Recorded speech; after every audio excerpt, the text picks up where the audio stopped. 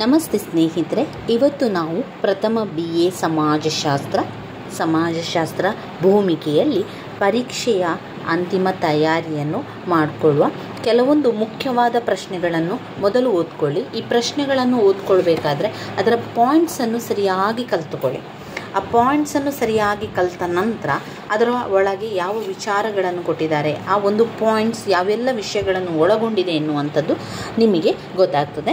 ಈಗಾಗಲೇ ನಾನು ಬ್ಲಾಕ್ 4ರಲ್ಲಿರುವಂತಹ ಆನುವಂಶಿಕತೆ, ಅಪವರ್ತನೆ, ಸಾಮಾಜಿಕ ಸ್ತರವಿನ್ಯಾಸ, ಸಾಮಾಜಿಕ ಬದಲಾವಣೆಯ ಅಂಶಗಳು, ಸಾಮಾಜಿಕ ಬದಲಾವಣೆಯ ಸಿದ್ಧಾಂತಗಳು, ಈ ವಿಡಿಯೋವನ್ನು ನಿಮಗೆ ನಾನು ಈಗಾಗಲೇ ತಿಳಿಸಿದ್ದೇನೆ. ಅದನ್ನು ನೋಡಿಕೊಳ್ಳಿ. ಇವತ್ತು ಈಗ ಬ್ಲಾಕ್ 3ರಲ್ಲಿ ಬರುವಂತಹ ಮುಖ್ಯವಾದ ಪ್ರಶ್ನೆಗಳನ್ನು ನೋಡಿಕೊಳ್ಳುವ. ಇದರಲ್ಲಿ ಪುಟ ಸಂಖ್ಯೆ 192 ತೆಗೀರಿ. ಪುಟ ಸಂಖ್ಯೆ 192.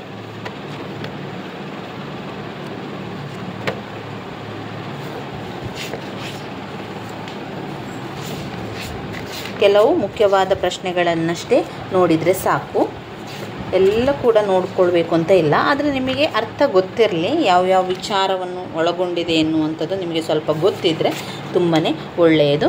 ಮೊದಲಿಗೆ ನಾವು ಸಂಸ್ಕೃತಿಯ ಅರ್ಥವನ್ನು ತಿಳ್ಕೊಳ್ಳುವ. ಸಂಸ್ಕೃತಿ ಅಂದರೆ ಏನು?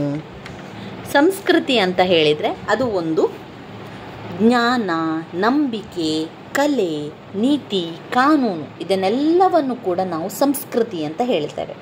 ಅದನ್ನು ಯಾವ ರೀತಿ ವ್ಯಾಖ್ಯಾನ ಮಾಡಿದ್ದಾರೆ? ಎಡ್ವರ್ಡ್ ಬರ್ನೆಟ್ ಟೈಲರ್ ಅವರ ಪ್ರಕಾರ ಸಂಸ್ಕೃತಿ ಎನ್ನುವಂಥದ್ದನ್ನು ಅವರು ಜ್ಞಾನ, ನಂಬಿಕೆ, ಕಲೆ, ನೀತಿ, ಕಾನೂನು, ಸಂಪ್ರದಾಯ ಹಾಗೂ ಸಮಾಜದ ಸದಸ್ಯನಾಗಿ ಮಾನವನು ಪಡೆದುಕೊಳ್ಳಬಹುದಾದಂತಹ ಇನ್ಯಾವುದೇ ಸಾಮರ್ಥ್ಯ ಮತ್ತು ಅಭ್ಯಾಸಗಳ ಸಂಕೀರ್ಣ ಸಮುಚ್ಚಯವೇ ಸಂಸ್ಕೃತಿ ಅಂತ ಅವರು ವ್ಯಾಖ್ಯಾನಿಸಿದ್ದಾರೆ. ಸಂಸ್ಕೃತಿಯ ಮೂಲಾಂಶಗಳೇನು? ಸಂಸ್ಕೃತಿಯ ಮೂಲಾಂಶಗಳು ಒಂದು ಜ್ಞಾನ, ನಂಬಿಕೆ, ಮೌಲ್ಯ ಮತ್ತು ನಿಯಮ, ಸಂಜ್ಞೆಗಳು. ಇದು ಸಂಸ್ಕೃತಿಯ ಮೂಲಾಂಶಗಳಾಗಿದೆ. ಎಲ್ಲ ಸಾಮಾಜಿಕ ಗುಂಪುಗಳಿಗೆ ಸಾಮಾನ್ಯವಾಗಿರುವಂತಹ ನಿರ್ದಿಷ್ಟ ಮೂಲಾಂಶಗಳಿಂದ ಸಂಸ್ಕೃತಿ ಉಂಟಾಗಿದೆ. ಈ ಸಂಸ್ಕೃತಿಯ ಮೂಲಾಂಶಗಳು ಒಂದು ಜ್ಞಾನ. ಪ್ರಪಂಚದ ಎಲ್ಲ ಸಮಾಜಗಳ ಸಂಸ್ಕೃತಿಯು ಭೌತಿಕ ಮತ್ತು ಸಾಮಾಜಿಕ ಪ್ರಪಂಚದ ಬಗೆಗಿನ ಜ್ಞಾನವನ್ನು ಒಳಗೊಂಡಿರುತ್ತದೆ.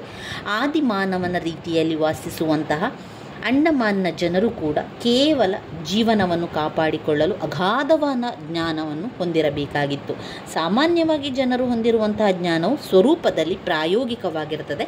ಅದು ಆಹಾರ ಸಂಗ್ರಹಿಸುವಿಕೆ ಇರ್ಬೋದು, ಬೇಯಿಸುವಂಥ ಯೋಚನೆ ಇರ್ಬೋದು, ಅದೆಲ್ಲ ಅದು ಜ್ಞಾನ ಬೇಕು. ಜ್ಞಾನ ಇಲ್ಲದಿದ್ದರೆ ಒಂದು ಕೆಲಸವನ್ನು ಮಾಡಬೇಕು ಅಂತ ನಮಗೆ ಹೇಗೆ ಗೊತ್ತಾಗ್ತದೆ?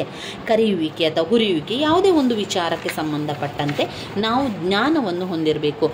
ಯಾವುದೇ ಒಂದು ಪದಾರ್ಥವನ್ನು ಮಾಡ್ತಾ ಇದ್ದೇವೆ ಅಂತಂದರೆ ಉಪ್ಪು ಹಾಕುವಂಥದ್ದು, ಅದು ನಮಗೆ ಜ್ಞಾನ ಇರಬೇಕು. ಉಪ್ಪು ಹಾಕಬೇಕು. ಆಹಾರ ಸಂಸ್ಕರಣೆ ಮಾಡುವಂಥದ್ದು, ವಸತಿ ನಿರ್ಮಾಣ ಮಾಡುವಂಥದ್ದು, ಸಾರಿಗೆ, ಸಂಪರ್ಕ, ಯಾವುದೇ ಒಂದು ವಿಚಾರ ಇರಲಿ ಅದಕ್ಕೆ ಸಂಬಂಧಪಟ್ಟಂತೆ ನಮಗೆ ಜ್ಞಾನ ಇರಬೇಕು. ಆ ಜ್ಞಾನ ಇದ್ದರೆ ಮಾತ್ರ ನಮಗೆ ಮುಂದುವರಿಸಲಿಕ್ಕೆ ಸಾಧ್ಯ. ಹಾಗೆಯೇ ಸಂಸ್ಕೃತಿಯ ಮೂಲಾಂಶಗಳಲ್ಲಿ ಒಂದು ಜ್ಞಾನ, 2 ನಂಬಿಕೆ, 3 ಮೌಲ್ಯಗಳು ಮತ್ತು ನಿಯಮಗಳು, 4 ಸಂಜ್ಞೆಗಳು. ನಂಬಿಕೆ ಅಂದರೆ ಏನು? ನಂಬಿಕೆಗಳು ಸತ್ಯವೂ ಅಲ್ಲ, ಮಿಥ್ಯವೂ ಅಲ್ಲ. ಹಾಗಾಗಿ ನಂಬಿಕೆ ಎನ್ನುವಂಥದ್ದು ಜ್ಞಾನ ಮತ್ತು ಅರಿವಿನ ಪ್ರಕಾರಗಳಿಗಿಂತ ಒಂದು ಭಿನ್ನವಾಗಿರುವಂಥದ್ದು ಅಂತಲೇ ಹೇಳ್ಬೋದು. ನಂಬಿಕೆ ಎನ್ನುವಂಥದ್ದು, ಈಗ ಒಂದು ಸಾಂಪ್ರದಾಯಿಕ ಔಷಧಿ ನೀಡುವವನ ಔಷಧಗಳನ್ನು ಅವನು ಮಾತ್ರ ನೀಡುವುದಿಲ್ಲ, ಅದರ ಜೊತೆಗೆ ಈಗ ಒಂದು ಹಳ್ಳಿಯ ಮದ್ದನ್ನು ಮಾಡ್ತಾ ಇದ್ದಾರೆ ಅಂತಾದರೆ ಆ ಹಳ್ಳಿಯ ಮದ್ದಿನ ಜೊತೆಗೆ ದೇವರ ಒಂದು ಭಕ್ತಿಯಿಂದ ಪ್ರಾರ್ಥನೆಯನ್ನು ಮಾಡಿ ಕೊಡುವಂಥದ್ದು, ದೇವರಲ್ಲಿ ನಂಬಿಕೆಯನ್ನು ಇಟ್ಟುಕೊಂಡು ಕೊಡುವಂಥದ್ದು, ಜನರು ಕೂಡ ಅದನ್ನು ಒಂದು ರೀತಿಯ ನಂಬಿಕೆಯಿಂದಲೇ ಸ್ವೀಕರಿಸುವಂಥದ್ದು. ಇದು ಒಂದು ಸಂಸ್ಕೃತಿಯ ಒಳಗೆ ಬರುವಂಥದ್ದು.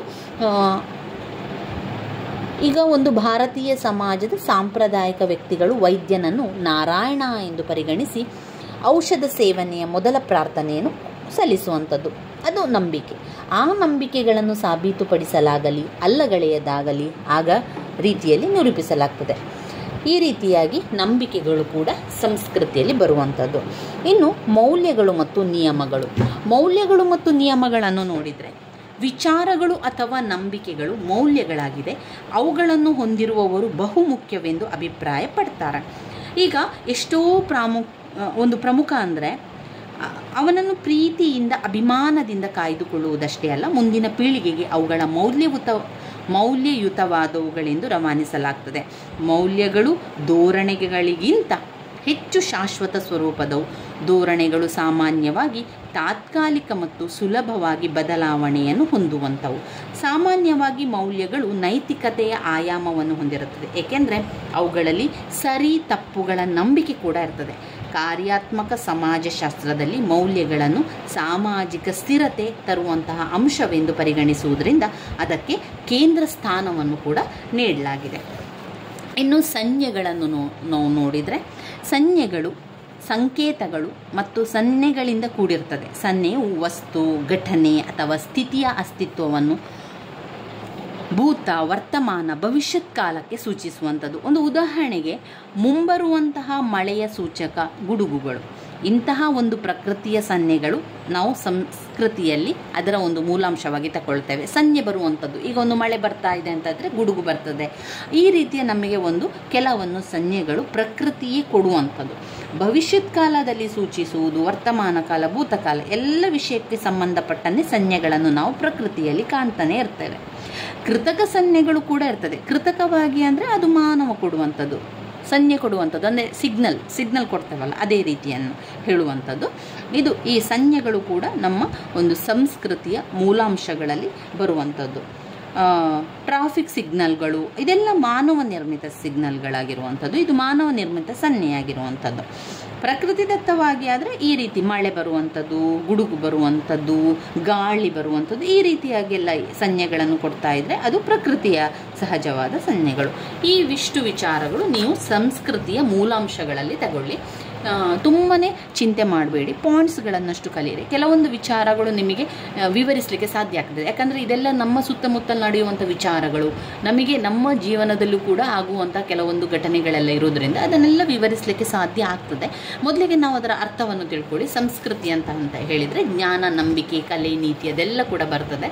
ಅದರ ವ್ಯಾಖ್ಯೆಯನ್ನು ಕೂಡ ಕಲಿತುಕೊಳ್ಳಿ. ವ್ಯಾಖ್ಯೆ ಅಂತ ಹೇಳಿದರೆ ಜ್ಞಾನ, ನಂಬಿಕೆ, ಕಲೆ, ನೀತಿ, ಕಾನೂನು, ಸಂಪ್ರದಾಯ ಹಾಗೂ ಸಮಾಜದ ಸದಸ್ಯನಾಗಿ ಮಾನವನು ಪಡೆದುಕೊಳ್ಳಬಹುದಾದಂತಹ ಇನ್ಯಾವುದೇ ಸಾಮರ್ಥ್ಯಗಳನ್ನು ಮತ್ತು ಅಭ್ಯಾಸಗಳ ಸಂಕೀರ್ಣಗಳ ಸಮುಚ್ಚಯವನ್ನೇ ಸಂಸ್ಕೃತಿ ಅಂತ ಹೇಳುವಂಥದ್ದು. ಸಂಸ್ಕೃತಿಯ ಮೂಲಾಂಶಗಳಲ್ಲಿ ಮತ್ತೊಮ್ಮೆ ಪಾಯಿಂಟ್ಸ್ ಹೇಳಿ: ಜ್ಞಾನ, ನಂಬಿಕೆಗಳು, ಮೌಲ್ಯಗಳು ಮತ್ತು ನಿಯಮಗಳು, ಸನ್ನೆಗಳು. ಈ ಪಾಯಿಂಟ್ಸ್ಗಳು ಸಂಸ್ಕೃತಿಯ ಮೂಲಾಂಶಗಳಲ್ಲಿ ನೀವು ತಗೊಳ್ಬೇಕು. ಅಷ್ಟು ಸ್ವಲ್ಪ ವಿಚಾರಗಳು ನಿಮಗೆ ಗೊತ್ತಿದ್ದರೆ ಆಯಿತು. ಇನ್ನು ನಾವು ಓದ್ಕೊಳ್ಬೇಕಾಗಿರುವಂಥದ್ದು ಯಾವುದು, ಇದರಲ್ಲಿ ಬಂದಿರುವಂತಹ ಮುಖ್ಯವಾದ ಪ್ರಶ್ನೆಯನ್ನು ನೋಡಿಕೊಂಡು ನಾವು ಕಲಿತಾ ಹೋಗುವ. ಇನ್ನು ಬಂದಿರುವಂತಹ ಒಂದು ಮುಖ್ಯವಾದ ಪ್ರಶ್ನೆ, ಸಾಂಸ್ಕೃತಿಕ ಹಿಂಬೀಳಿಕೆ ಬಗ್ಗೆ ಬರೀರಿ ಅಂತ ಕೇಳ್ತಾರೆ. ಸಾಂಸ್ಕೃತಿಕ ಹಿಂಬೀಳಿಕೆ ಅಂತ ಹೇಳಿದಾಗ ಬದಲಾವಣೆಯ ಬಯಕೆಯೊಂದನ್ನು ಬಿಟ್ಟು ಬೇರೆಲ್ಲವೂ ಕೂಡ ಬದಲಾಗುವಂಥದ್ದು, ಇದು ಸಾಂಸ್ಕೃತಿಕ ಹಿಂಬೀಳಿಗೆಯಾಗಿ ಉಳಿಯುವಂಥದ್ದು. ಬದಲಾವಣೆ ಎನ್ನುವಂಥದ್ದು ಸಾರ್ವತ್ರಿಕವಾದುದು, ಅದು ಅನಿವಾರ್ಯ ಕೂಡ. ಸಾಮಾಜಿಕ ಜೀವನದಲ್ಲಿ ಬದಲಾವಣೆಯು ಅನೇಕ ಕಾರಣಗಳಿಂದ ಆಗ್ತದೆ. ಸಾಮಾಜಿಕ ಬದಲಾವಣೆಯ ಕೆಲವು ಪ್ರಧಾನ ನಿಯೋಗಿಗಳೆಂದರೆ ಜನಸಂಖ್ಯೆ, ಭೌತಿಕ ಪರಿಸರ, ತಂತ್ರಜ್ಞಾನ, ಸಾಮಾಜಿಕ ಚಳವಳಿ. ಇವೆಲ್ಲ ಕೂಡ ಸಂಸ್ಕೃತಿ ಮತ್ತು ತಂತ್ರಜ್ಞಾನದ ನಡುವಿನ ಸಂಬಂಧ ಮಾತ್ರ ವಿಶಿಷ್ಟ, ವಿಚಿತ್ರ ಕೂಡ ಆಗಿರ್ತದೆ. ಇನ್ನು ಕೆಲವು ಕುತೂಹಲಕಾರಿಯಾಗಿ ಬದಲಾವಣೆ ಆಗಿರುವಂಥದ್ದು ಕೂಡ ಕಾಣ್ಬೋದು. ಇಲ್ಲಿ ನಾವು ಭೌತ ಸಂಸ್ಕೃತಿ ಮತ್ತು ಅಭೌತ ಸಂಸ್ಕೃತಿ ಎನ್ನುವಂಥ ಎರಡು ಬಗೆಯ ಸಂಸ್ಕೃತಿಯನ್ನು ಕಾಣ್ತೇವೆ. ಸಾಂಸ್ಕೃತಿಕ ಹಿಂಬೀಳಿಕೆಗೆ ಪ್ರಾಕಲ್ಪನೆಯ ಪ್ರಕಾರ ಭೌತಿಕ ಸಂಸ್ಕೃತಿಯು ಇತರದಕ್ಕಿಂತ ಶೀಘ್ರ ಬದಲಾವಣೆಯನ್ನು ಹೊಂದುತ್ತದೆ. ಈಗ ಸಾಂಸ್ಕೃತಿಕ ಹಿಂಬೀಳಿಕೆ ಆಗುವಂಥದ್ದು ಅಂತ ಹೇಳಿದರೆ ಯಾವುದೇ ಒಂದು ಸಂಸ್ಕೃತಿಯಲ್ಲಿ ಬದಲಾವಣೆಯಾದಾಗ ಆ ವಿಚಾರವಾಗಿ ಅದು ಹಿಂದೆ ಬೀಳುವಂಥದ್ದು. ಇಲ್ಲಿ ಅವರು ಹೇಳ್ತಾರೆ ಸಂಸ್ಕೃತಿಯಲ್ಲಿ ಎರಡು ವಿಧದ ಸಂಸ್ಕೃತಿ ಇದೆ. ಒಂದು ಭೌತಿಕ ಸಂಸ್ಕೃತಿ, ಮತ್ತೊಂದು ಅಭೌತಿಕ ಸಂಸ್ಕೃತಿ. ಸಾಂಸ್ಕೃತಿಕ ಹಿಂಬೀಳಿಕೆಗೆ ಅವರ ಪ್ರಕಾರ ಅವರು ಏನು ಹೇಳ್ತಾರೆ, ಭೌತಿಕ ಸಂಸ್ಕೃತಿಯು ಎಲ್ಲ ಸಂಸ್ಕೃತಿಯಿಂದ ಶೀಘ್ರವಾಗಿ ಬದಲಾವಣೆಯನ್ನು ಹೊಂದುತ್ತದೆ ಅಂತ ಹೇಳ್ತಾರೆ. ಈ ಅಂತರವು ಒತ್ತಡ ಮತ್ತು ಸಂಘರ್ಷದ ಮೂಲ ಕೂಡ ಆಗಿರ್ತದೆ.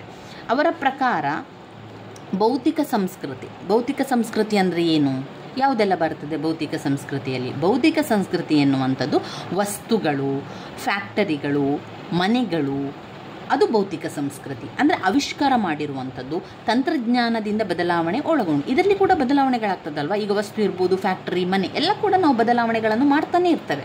ಇದು ಭೌತಿಕ ಸಂಸ್ಕೃತಿಯಲ್ಲಿ ಆಗುವಂಥ ಬದಲಾವಣೆ. ಇದು ಮಾನವ ನಿರ್ಮಿತ ಆಗಿದೆ, ಮಾನವನ ಆವಿಷ್ಕಾರ ಮಾಡಿರ್ತಾನೆ, ಮಾನವನ ತಂತ್ರಜ್ಞಾನದಿಂದ ಭೌತಿಕ ಸಂಸ್ಕೃತಿ ಆಗಿರ್ತದೆ. ಅಂದರೆ ಮನೆ, ಕಾರು, ಫ್ಯಾಕ್ಟ್ರಿ ಇದನ್ನೆಲ್ಲ ಬದಲಾವಣೆ ಆಗ್ತದೆ. ಈ ಭೌತಿಕ ಸಂಸ್ಕೃತಿ ತ್ವರಿತಗತಿಯಲ್ಲಿ ಬದಲಾವಣೆ ಆಗುವಂಥದ್ದು. ಯಾಕಂದರೆ ಇದು ಪ್ರಕೃತಿ ಮಾಡಿರುವಂಥದ್ದಲ್ಲ. ಇದು ಅಥವಾ ಇದನ್ನು ನಾವು ಇದು ಮನುಷ್ಯನ ಒಂದು ಆವಿಷ್ಕಾರದ ಮೂಲಕ ಆಗ್ತದೆ. ಈಗ ಕಾರ್ಗಳನ್ನು ಮಾಡುವಂಥದ್ದು, ಫ್ಯಾಕ್ಟ್ರಿಗಳನ್ನು ಮಾಡುವಂಥದ್ದು, ಇದನ್ನೆಲ್ಲ ತ್ವರಿತಗತಿಯಲ್ಲಿ ಬದಲಾವಣೆ ಮಾಡಲಿಕ್ಕೆ ಆಗ್ತದೆ.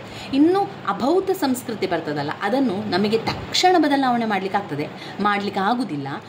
ಬದಲಾವಣೆಗಳನ್ನು ಮಾಡ್ಬೋದು ಅದನ್ನು ಕೂಡ, ಆದರೆ ಅದನ್ನು ತ್ವರಿತವಾಗಿ ಮಾಡಲಿಕ್ಕೆ ಸಾಧ್ಯ ಇಲ್ಲ. ಈಗ ಕಾರನ್ನು, ಮನೆಯನ್ನು, ಫ್ಯಾಕ್ಟ್ರಿ ಅದನ್ನು ತ್ವರಿತವಾಗಿ ಮಾಡ್ಬೋದು. ಅದು ಭೌತಿಕ ಸಂಸ್ಕೃತಿ, ಅಲ್ಲಿ ಬೇಗ ಬದಲಾವಣೆ ಆಗ್ತದೆ. ಇನ್ನು ಅಭೌತಿಕ ಸಂಸ್ಕೃತಿಯು ಉಗ್ಗಿಕೊಳ್ಳುವಂಥ ಸಂಸ್ಕೃತಿ, ಅದು ಕೂಡ ಬದಲಾವಣೆ ಆಗ್ತದೆ, ಆದರೆ ಸ್ವಲ್ಪ ನಿಧಾನದಲ್ಲಿ ಬದಲಾವಣೆ ಆಗ್ತದೆ. ಯಾವುದು?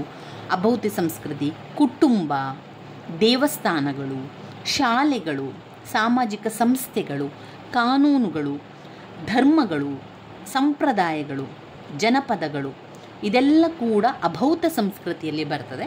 ಇದು ಸ್ವಲ್ಪವೇ ಬದಲಾವಣೆ ಆಗ್ತದೆ, ಬೇಗ ತಕ್ಷಣವೇ ಆಗೋದಿಲ್ಲ, ಸ್ವಲ್ಪ ಆದರೂ ಕೂಡ ಬದಲಾವಣೆಗಳಾಗ್ತದೆ.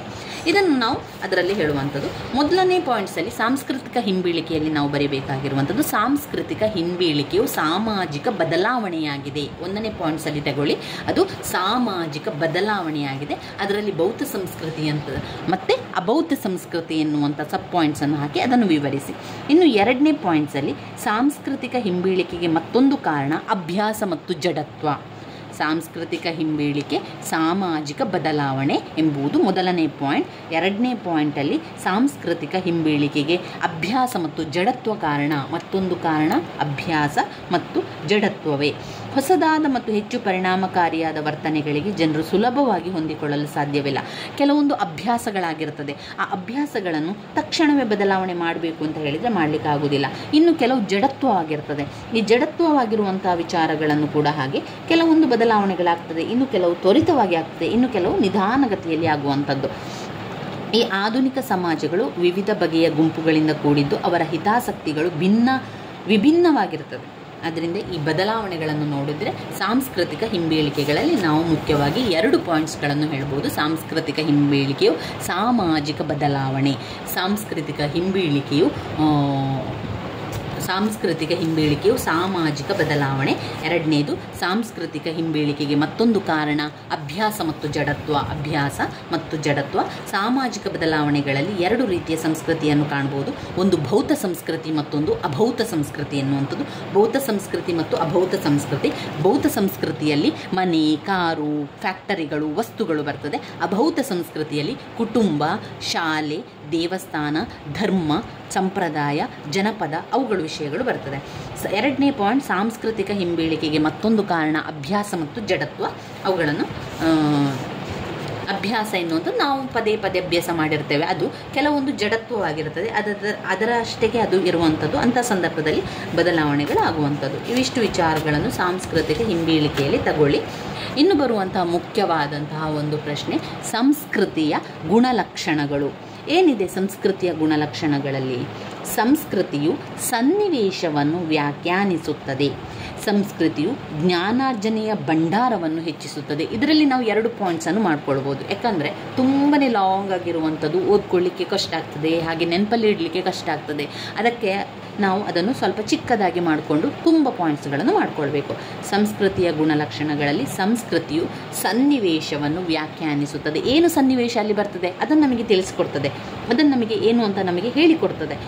ಏನು ಕುಡಿಯುತ್ತೇವೆ, ಏನು ಕೇಳಿಸಿಕೊಳ್ಳುತ್ತೇವೆ, ಯಾವಾಗ ನಗುತ್ತೇವೆ, ಯಾವಾಗ ಅಳುತ್ತೇವೆ ಎನ್ನುವಂಥ ಸನ್ನಿವೇಶವನ್ನು ನಮಗೆ ವ್ಯಾಖ್ಯಾನ ಮಾಡಿಕೊಡುವಂಥದ್ದು ಸಂಸ್ಕೃತಿ. ಅದು ಜ್ಞಾನಾರ್ಜನೆಯ ಭಂಡಾರವನ್ನು ಹೆಚ್ಚಿಸ್ತದೆ. ನಮ್ಮಲ್ಲಿರುವಂಥ ಜ್ಞಾನವನ್ನು ಹೆಚ್ಚಿಸಿಕೊಳ್ಬೇಕು ಅಂತಾದರೆ ಸಂಸ್ಕೃತಿ ತುಂಬಾ ಅವಶ್ಯಕ. ಇದರಿಂದಾಗಿ ನಮ್ಮಲ್ಲಿರುವಂಥ ಎಲ್ಲ ಜ್ಞಾನಗಳು ಹೆಚ್ಚುತ್ತದೆ ಮತ್ತು ಸಂರಕ್ಷಿಸಲಿಕ್ಕೆ ಸಹಾಯ ಆಗ್ತದೆ. ಅದರಿಂದ ಸಂಸ್ಕೃತಿಯ ಗುಣಲಕ್ಷಣಗಳಲ್ಲಿ 1 ಸಂಸ್ಕೃತಿಯು ಸನ್ನಿವೇಶವನ್ನು ವ್ಯಾಖ್ಯಾನಿಸುತ್ತದೆ. 2 ಜ್ಞಾನಾರ್ಜನೆಯ ಭಂಡಾರವನ್ನು ಹೆಚ್ಚಿಸುತ್ತದೆ. 3 ಸಂಸ್ಕೃತಿಯು ಮನೋಧೋರಣೆಗಳನ್ನು ನಿರೂಪಿಸುತ್ತದೆ, ಮನೋಧೋರಣೆಗಳನ್ನು ನಿರೂಪಿಸುತ್ತದೆ, ಮೌಲ್ಯಗಳನ್ನು ನಿರೂಪಿಸುತ್ತದೆ, ಗುರಿಗಳನ್ನು ನಿರೂಪಿಸುತ್ತದೆ, ನಡವಳಿಕೆಯ ಮಾದರಿಗಳನ್ನು ನಿರೂಪಿಸುತ್ತದೆ ಹಾಗೂ ನಮ್ಮ ಜೀವನದ ವೃತ್ತಿಯನ್ನು ನಿರ್ಧರಿಸುತ್ತದೆ. ಇಲ್ಲಿ ನೋಡಿ, ಇಲ್ಲಿ ಮನೋಧೋರಣೆ, ಮೌಲ್ಯಗಳು, ಗುರಿಗಳು, ನಡವಳಿಕೆಯ ಮಾದರಿಗಳನ್ನು ನಿರೂಪಿಸುತ್ತದೆ. ಒಟ್ಟು 4 ಪಾಯಿಂಟ್ಸ್ ಇಲ್ಲಿ ಸಿಗ್ತದೆ. ಹಾಗೆಯೇ 5ನೇದು ನಮ್ಮ ಜೀವನ ವೃತ್ತಿಯನ್ನು ನಿರ್ಧರಿಸುತ್ತದೆ ಎನ್ನುವಂಥದ್ದು. ಒಟ್ಟು 5 ಪಾಯಿಂಟ್ಸ್ ನಾವಿಲ್ಲಿ ನೋಡ್ಕೊಳ್ಬೋದು. ಸಂಸ್ಕೃತಿಯು ಮನೋಧೋರಣೆಯನ್ನು ನಿರೂಪಿಸುತ್ತದೆ, ಸಂಸ್ಕೃತಿಯು ಮೌಲ್ಯಗಳನ್ನು ನಿರೂಪಿಸುತ್ತದೆ, ಸಂಸ್ಕೃತಿಯು ಗುರಿಗಳನ್ನು ನಿರೂಪಿಸುತ್ತದೆ, ಸಂಸ್ಕೃತಿಯು ನಡವಳಿಕೆಯ ಮಾದರಿಗಳನ್ನು ನಿರೂಪಿಸುತ್ತದೆ, ಹಾಗೆ ನಮ್ಮ ಜೀವನ ವೃತ್ತಿಯನ್ನು ನಿರ್ಧರಿಸುತ್ತದೆ. ಸಂಸ್ಕೃತಿಯು ಜೀವನ ವೃತ್ತಿಯನ್ನು ನಿರ್ಧರಿಸುತ್ತದೆ. ಇನ್ನು ಸಂಸ್ಕೃತಿಯು ಸ್ಥಿರ, ಸಮಗ್ರ, ಚಲನಾತ್ಮಕ, ಸಂಯೋಜನಾತ್ಮಕವಾದದ್ದು. ಇಲ್ಲಿ ಕೂಡ ನಾವು 4 ಪಾಯಿಂಟ್ಸನ್ನು ಮಾಡ್ಬೋದು. ಸಂಸ್ಕೃತಿಯು ಸ್ಥಿರವಾದದ್ದು, ಸಂಸ್ಕೃತಿಯು ಸಮಗ್ರವಾದದ್ದು, ಸಂಸ್ಕೃತಿಯು ಚಲನಾತ್ಮಕವಾದದ್ದು, ಸಂಸ್ಕೃತಿಯು ಸಂಯೋಜನಾತ್ಮಕವಾಗಿದೆ. ಕೆಲವೊಮ್ಮೆ ಸಂಸ್ಕೃತಿ ಆ ಕಡೆಯಲ್ಲಿ ಸ್ಥಿರವಾಗಿರ್ತದೆ, ಇನ್ನು ಕೆಲವೊಮ್ಮೆ ಏನಾಗ್ತದೆ, ಅದು ಎಲ್ಲ ಕಡೆ ಹೋಗ್ತಾನೆ ಸಮಗ್ರವಾಗಿರ್ತದೆ, ಚಲನಾತ್ಮಕವಾಗಿರ್ತದೆ, ಒಂದು ಕಡೆಯಿಂದ ಇನ್ನೊಂದು ಕಡೆಗೆ ಬದಲಾವಣೆಗಳಾಗ್ತಾನೆ ಇರ್ತದೆ. ಇನ್ನು ಸಂಯೋಜನೆ, ಅದು ಎಲ್ಲವನ್ನು ಸಂಯೋಜನೆ ಮಾಡುವಂಥ ಶಕ್ತಿ ಸಂಸ್ಕೃತಿಗೆ ಇದೆ. ಈಗ ಎಷ್ಟು ಪಾಯಿಂಟ್ಸ್ ಆಯಿತು ನೋಡಿ. ಮೊದಲಿಂದ ನಾವು ಪಾಯಿಂಟ್ಸ್ ನೋಡ್ತಾ ಹೋದರೆ, ಸಂಸ್ಕೃತಿಯ ಗುಣಲಕ್ಷಣಗಳಲ್ಲಿ 1, ಸಂಸ್ಕೃತಿಯು ಸನ್ನಿವೇಶವನ್ನು ವ್ಯಾಖ್ಯಾನಿಸುತ್ತದೆ, ಸಂಸ್ಕೃತಿಯು ಜ್ಞಾನಾರ್ಜನೆಯ ಭಂಡಾರವನ್ನು ಹೆಚ್ಚಿಸುತ್ತದೆ, ಸಂಸ್ಕೃತಿಯು ಮನೋಧೋರಣೆಗಳನ್ನು ನಿರೂಪಿಸುತ್ತದೆ, ಸಂಸ್ಕೃತಿಯು ಮೌಲ್ಯಗಳನ್ನು ನಿರೂಪಿಸುತ್ತದೆ, ಸಂಸ್ಕೃತಿಯು ಗುರಿಗಳನ್ನು ನಿರೂಪಿಸುತ್ತದೆ, ಸಂಸ್ಕೃತಿಯು ನಡವಳಿಕೆಗಳ ಮಾದರಿಗಳನ್ನು ನಿರೂಪಿಸುತ್ತದೆ, ಸಂಸ್ಕೃತಿಯು ಜೀವನ ವೃತ್ತಿಯನ್ನು ನಿರ್ಧರಿಸುತ್ತದೆ. 7 ಪಾಯಿಂಟ್ಸ್ ಆಯಿತು. 8, ಸಂಸ್ಕೃತಿಯು ಸ್ಥಿರವಾದದ್ದು, 9, ಸಂಸ್ಕೃತಿಯು ಸಮಗ್ರವಾದದ್ದು, 10, ಸಂಸ್ಕೃತಿಯು ಚಲನಾತ್ಮಕವಾದದ್ದು, 11, ಸಂಸ್ಕೃತಿಯು ಸಂಯೋಜನಾತ್ಮಕವಾದದ್ದು. ಒಟ್ಟು 11 ಪಾಯಿಂಟ್ಸ್ ಆಯಿತು ಇಲ್ಲಿ. ಇನ್ನು ನೆಕ್ಸ್ಟ್ ಬರುವಂಥದ್ದು ಸಂಸ್ಕೃತಿಯು ತೃಪ್ತಿಪಡಿಸುತ್ತದೆ. 12, ಸಂಸ್ಕೃತಿಯು ತೃಪ್ತಿಪಡಿಸುತ್ತದೆ. 13, ಸಂಸ್ಕೃತಿಯು ಸಮಾಜದಿಂದ ಸಮಾಜಕ್ಕೆ ಭಿನ್ನವಾಗಿರುತ್ತದೆ. ಈಗ ನನ್ನ ಒಂದು ಸಂಪ್ರದಾಯ ಆಗಿರ್ಬೋದು, ನನ್ನ ಒಂದು ಜ್ಞಾನ ಇರ್ಬೋದು, ನನ್ನ ಸಮಾಜದಲ್ಲಿರುವಂಥ ಸಂಪ್ರದಾಯ ನಿಮ್ಮ ಸಮಾಜದಲ್ಲಿರುವಂಥ ಸಂಪ್ರದಾಯ ಭಿನ್ನ ಆಗಿರ್ಬೋದು. ನೀವು ಮಾಡುವಂಥ ಒಂದು ಸಂಪ್ರದಾಯಗಳು, ರೀತಿ ನೀತಿ ನನ್ನ ಸಂಪ್ರದಾಯದಲ್ಲಿ ಇಲ್ಲದೇ ಇರ್ಬೋದು. ಆದ್ದರಿಂದ ಸಂಸ್ಕೃತಿ ಎನ್ನುವಂಥದ್ದು ಸಮಾಜದಿಂದ ಸಮಾಜಕ್ಕೆ ಭಿನ್ನತೆಯನ್ನು ಹೊಂದಿರುತ್ತದೆ. 14ನೇ ಪಾಯಿಂಟ್, ಸಂಸ್ಕೃತಿಯು ಸಾಮಾಜಿಕ ಉತ್ಪನ್ನವಾಗಿದೆ, ಸಂಸ್ಕೃತಿಯು ಭಾವನಾತ್ಮಕವಾಗಿದೆ, ಸಂಸ್ಕೃತಿಯು ಆದರ್ಶಾತ್ಮಕವಾಗಿದೆ, ಸಂಸ್ಕೃತಿಯು ಜೀವಶಾಸ್ತ್ರೀಯ ಉತ್ಪನ್ನವಾಗಿದೆ. 17 ಪಾಯಿಂಟ್ಸ್ ಆಯಿತು. ಒಟ್ಟು ಸಂಸ್ಕೃತಿಯ ಗುಣಲಕ್ಷಣಗಳಲ್ಲಿ 17 ಪಾಯಿಂಟ್ಸ್ಗಳನ್ನಾಗಿ ನಾವು ಬರೀಬಹುದು. ಮತ್ತೊಮ್ಮೆ ಪಾಯಿಂಟ್ಸ್ಗಳನ್ನು ಹೇಳ್ತಾ ಹೋಗ್ತೇನೆ. ಸಂಸ್ಕೃತಿಯ ಗುಣಲಕ್ಷಣಗಳು ಸರಿಯಾಗಿ ಕೇಳ್ಕೊಳ್ಳಿ. ನೀವು ಕೂಡ ಆ ಪಾಯಿಂಟ್ಸ್ಗಳನ್ನು ಬಾಯಲ್ಲಿ ಹೇಳ್ಕೊಳ್ಳಿ. ಸಂಸ್ಕೃತಿಯ ಗುಣಲಕ್ಷಣಗಳು: ಸಂಸ್ಕೃತಿಯು ಸನ್ನಿವೇಶವನ್ನು ವ್ಯಾಖ್ಯಾನಿಸುತ್ತದೆ, ಸಂಸ್ಕೃತಿಯು ಸನ್ನಿವೇಶವನ್ನು ವ್ಯಾಖ್ಯಾನಿಸುತ್ತದೆ, ಸಂಸ್ಕೃತಿಯು ಜ್ಞಾನಾರ್ಜನೆಯ ಭಂಡಾರವನ್ನು ಹೆಚ್ಚಿಸುತ್ತದೆ, ಸಂಸ್ಕೃತಿಯು ಜ್ಞಾನಾರ್ಜನೆಯ ಭಂಡಾರವನ್ನು ಹೆಚ್ಚಿಸುತ್ತದೆ, ಸಂಸ್ಕೃತಿಯು ಮನೋಧೋರಣೆಗಳನ್ನು ನಿರೂಪಿಸುತ್ತದೆ, ಸಂಸ್ಕೃತಿಯು ಮನೋಧೋರಣೆಗಳನ್ನು ನಿರೂಪಿಸುತ್ತದೆ, ಸಂಸ್ಕೃತಿಯು ಮೌಲ್ಯಗಳನ್ನು ನಿರೂಪಿಸುತ್ತದೆ, ಸಂಸ್ಕೃತಿಯು ಮೌಲ್ಯಗಳನ್ನು ನಿರೂಪಿಸುತ್ತದೆ, ಸಂಸ್ಕೃತಿಯು ಗುರಿಗಳನ್ನು ನಿರೂಪಿಸುತ್ತದೆ, ಸಂಸ್ಕೃತಿಯು ಗುರಿಗಳನ್ನು ನಿರೂಪಿಸುತ್ತದೆ, ಸಂಸ್ಕೃತಿಯು ನಡವಳಿಕೆಗಳ ಮಾದರಿಗಳನ್ನು ನಿರೂಪಿಸುತ್ತದೆ, ಸಂಸ್ಕೃತಿಯು ನಡವಳಿಕೆಗಳ ಮಾದರಿಗಳನ್ನು ನಿರೂಪಿಸುತ್ತದೆ, ಸಂಸ್ಕೃತಿಯು ನಮ್ಮ ಜೀವನ ವೃತ್ತಿಯನ್ನು ನಿರ್ಧರಿಸುತ್ತದೆ, ಸಂಸ್ಕೃತಿಯು ನಮ್ಮ ಜೀವನ ವೃತ್ತಿಯನ್ನು ನಿರ್ಧರಿಸುತ್ತದೆ,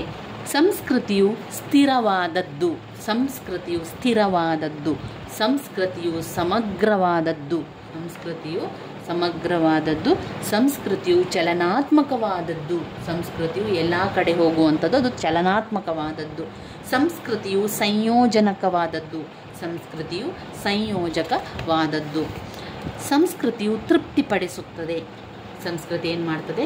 ತೃಪ್ತಿಪಡಿಸ್ತದೆ, ಸಂಸ್ಕೃತಿಯು ಸಮಾಜದಿಂದ ಸಮಾಜಕ್ಕೆ ಭಿನ್ನವಾಗಿದೆ, ಸಂಸ್ಕೃತಿಯು ಸಮಾಜದಿಂದ ಸಮಾಜಕ್ಕೆ ಭಿನ್ನವಾಗಿದೆ, ಸಂಸ್ಕೃತಿಯು ಸಾಮಾಜಿಕ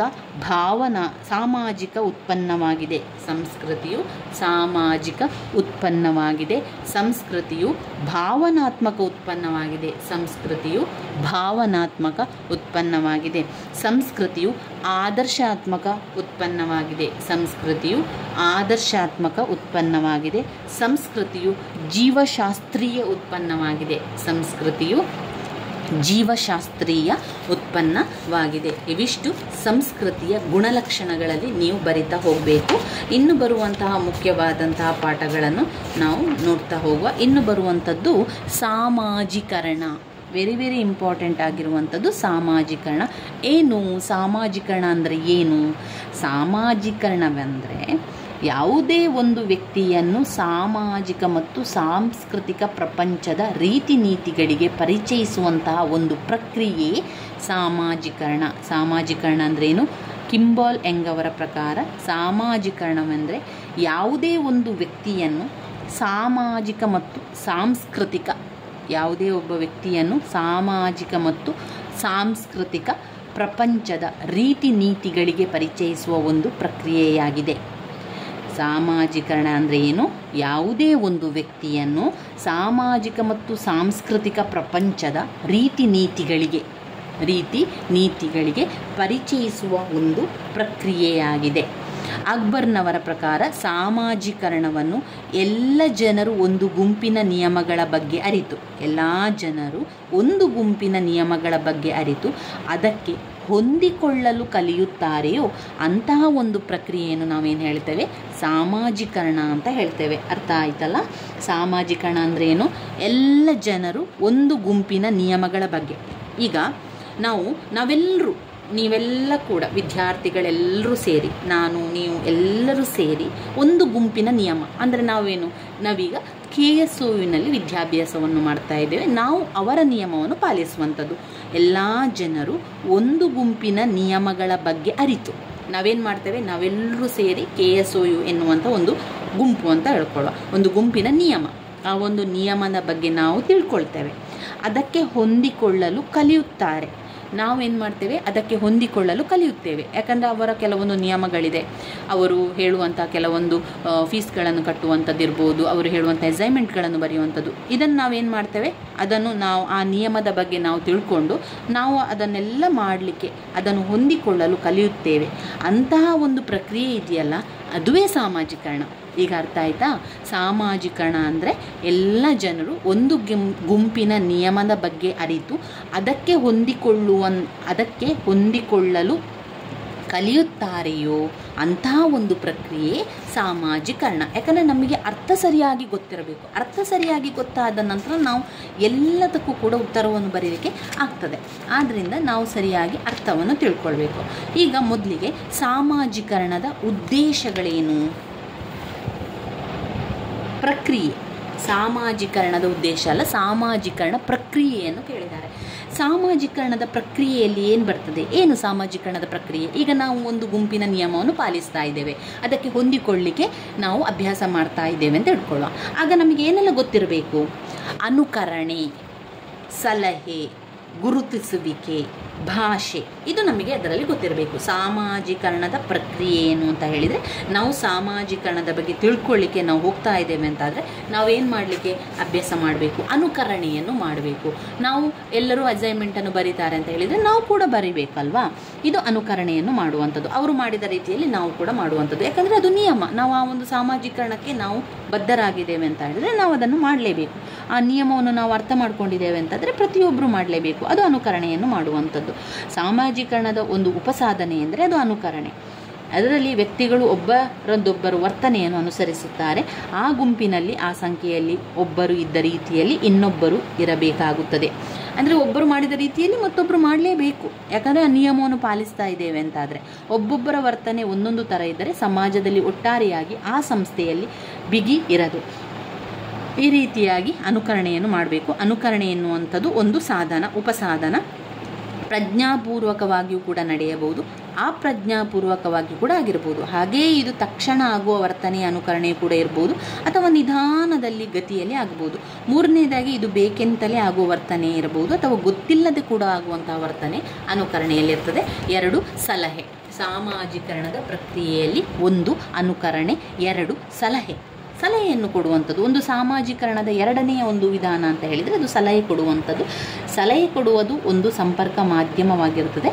ಇದರಲ್ಲಿ ವ್ಯಕ್ತಿಗಳು ತಮಗೆ ಯಾರಿಂದ ಸಂಪರ್ಕ ಮಾಧ್ಯಮದ ಬಲದಿಂದ ಕೆಲವು ವಿಚಾರಗಳು ತಿಳಿಯುತ್ತದೆಯೋ ಅವನನ್ನು ಮರುಮಾತಿಲ್ಲದೆ ಒಪ್ಪಿಕೊಂಡು ಅದರಂತೆ ನಡೆದು ಬಿಡುವುದು ಎಂದು ಅರ್ಥ. ಹೇಳಿಕೊಡುತ್ತಿರುವ ಬುದ್ಧಿಮಾತು ನಡವಳಿಕೆ ಒಳ್ಳೆಯದೇ ಆಗಿರುತ್ತದೆ ಎಂಬ ನಂಬಿಕೆಯಿಂದ ಒಪ್ಪಿಕೊಂಡು ಅವುಗಳ ಪ್ರಕಾರವೇ ನಡೆದುಕೊಂಡು ಬಿಡುವಂಥದ್ದು.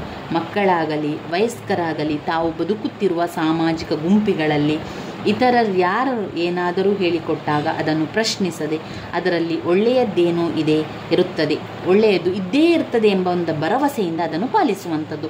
ಇದನ್ನು ಸಲಹೆಗಳನ್ನು ಒಪ್ಪಿಕೊಂಡು ಪಾಲಿಸುವ ಸಾಮಾಜೀಕರಣದ ಪ್ರಕ್ರಿಯೆ ಉಪಸಾಧನೆಗಳೆಂದು ಮ್ಯಾಕ್ಡೂಗಲ್ ಕೂಡ ಅವರು ಹೇಳ್ತಾರೆ. ಇದು ಸಾಮಾಜೀಕರಣದ ಪ್ರಕ್ರಿಯೆಗಳಲ್ಲಿ 1 ಅನುಕರಣೆ, 2 ಸಲಹೆ, 3 ಅನುಕಂಪ. ಯಾರೇ ಆಗಲಿ ಒಂದು ಬೈದು ಮುಖ ದಪ್ಪ ಮಾಡಿಕೊಂಡು ಅಥವಾ ದರ್ಪದಿಂದ ಹೇಳಿದಾಗ ಯಾರಿಗೆ ಆಗಲಿ ಸಿಟ್ಟು ಬರ್ತದೆ. ಯಾರು ಕೂಡ ಕೇಳಲಿಕ್ಕೆ ರೆಡಿ ಇರುವುದಿಲ್ಲ. ಯಾವಾಗ ನೀನು ಜೋರು ಮಾಡಿ ಹೇಳ್ತೀಯೋ, ಯಾವಾಗ ನೀನು ದರ್ಪದಿಂದ ಹೇಳ್ತೀಯೋ ಅದನ್ನು ಕೇಳಲಿಕ್ಕೆ ಯಾರು ಕೂಡ ರೆಡಿ ಇರುವುದಿಲ್ಲ.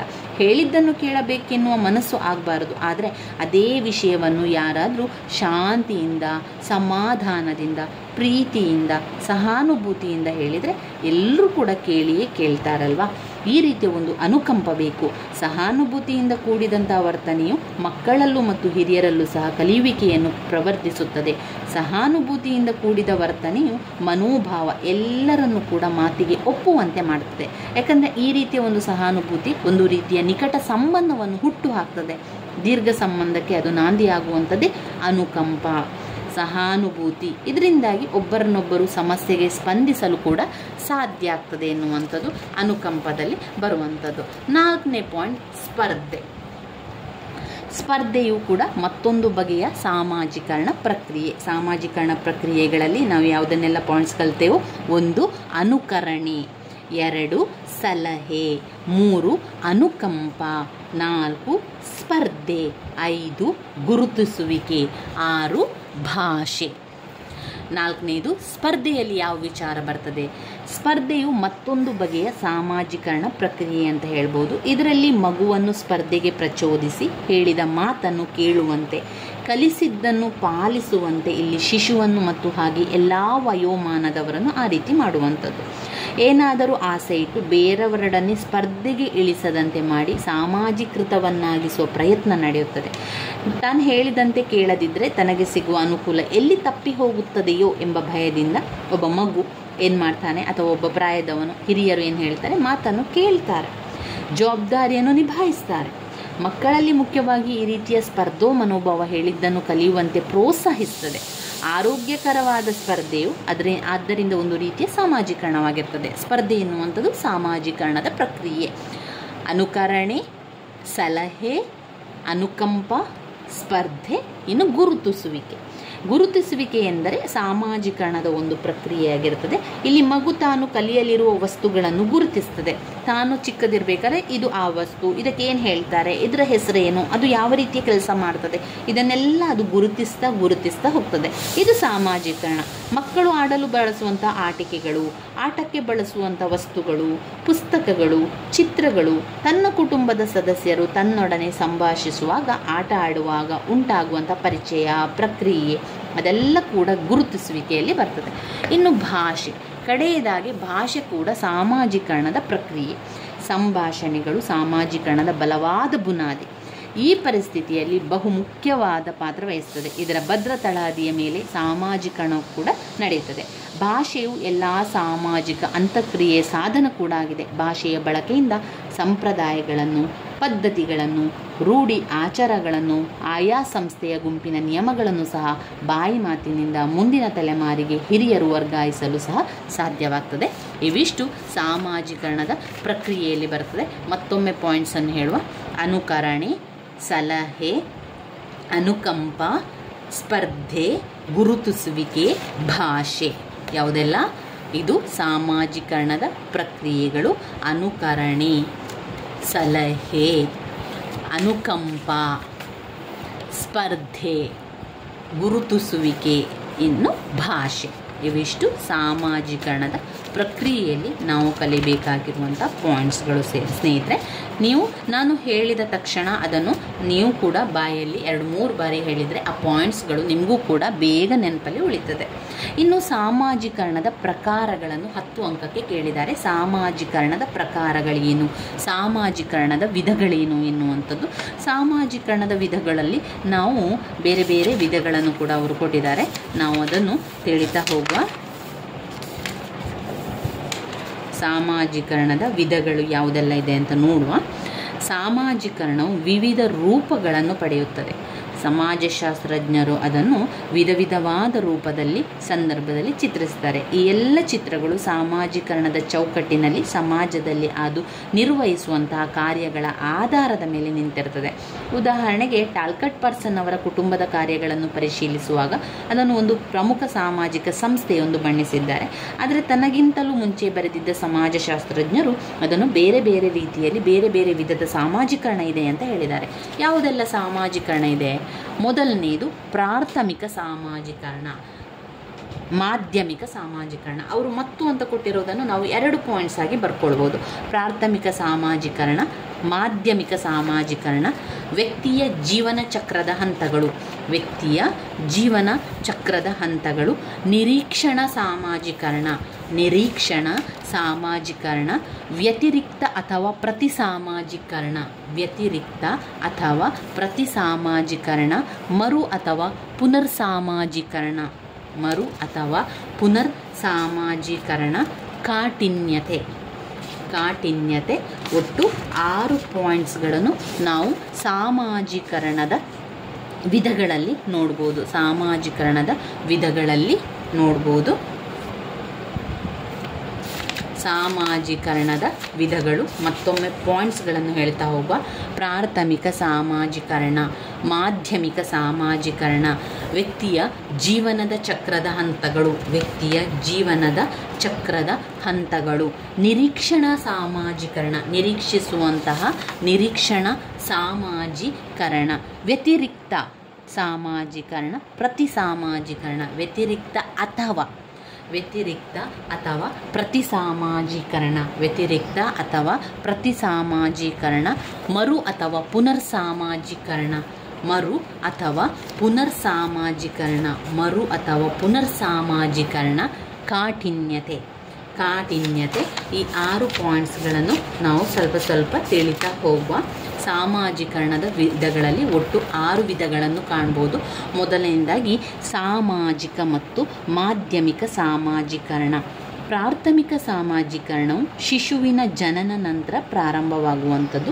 ಅದರ ಮೊದಲ ಹಂತ ಬಾಲ್ಯಾವ್ಯವಸ್ಥೆಯ ತನಕ ನಡೆಯುವಂಥದ್ದು. ಅಂದರೆ ಬಾಲ್ಯದಲ್ಲಾಗುವಂಥ ಸಾಮಾಜೀಕರಣವನ್ನು ಕೂಡ ಒಳಗೊಂಡಿರ್ತದೆ.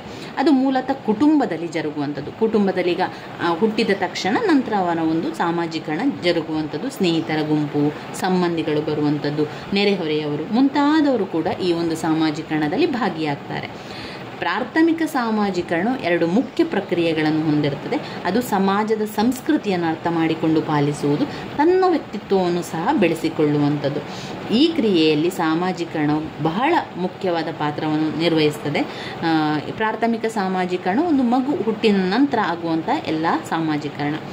ಶಿಶು ಬಾಲ್ಯದಲ್ಲಾಗುವಂತಹ ಯೌವನ ವ್ಯವಸ್ಥೆ, ಬಾಲ್ಯ ವ್ಯವಸ್ಥೆ ತಲುಪುವ ಈ ಒಂದು ಜರುಗುವಂಥ ಸಾಮಾಜೀಕರಣವು ಪ್ರಾಥಮಿಕ ಮಟ್ಟದ ದಾರಿಗಳಿಂದ ಉಂಟಾಗುವಂಥದ್ದು.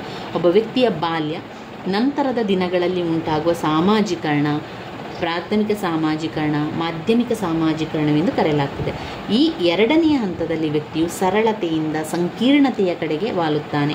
ಸಣ್ಣ ಪುಟ್ಟ ತಿಳುವಳಿಕೆ, ಅರಿವು, ಜ್ಞಾನ, ಜವಾಬ್ದಾರಿ ಪಾತ್ರಗಳಿಂದ ಘನವಾದ ಹೆಚ್ಚಿನ ಪ್ರಮಾಣದ ಸಂಕೀರ್ಣವಾದ ಜವಾಬ್ದಾರಿಯುತ ಪಾತ್ರಗಳ ಬಗ್ಗೆ ತಯಾರಾಗಲು ಅವನು ಕಲಿತಾ ಹೋಗ್ತಾನೆ.